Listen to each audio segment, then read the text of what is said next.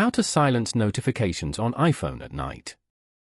To get started, first of all go ahead and open up the Settings application on your phone.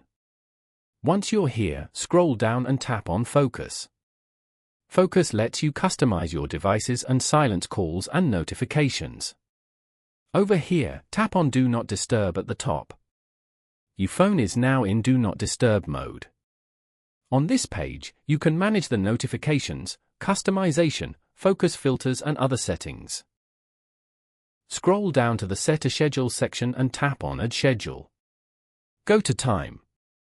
From here, you can change the timing and days of the week. And then, tap on Done. This focus will now turn on automatically at this set time. Following these steps, you can easily silence notifications on iPhone at night. Thank you for watching. Please leave a like if this tutorial helped you, or leave a comment below if you have any questions related to the video.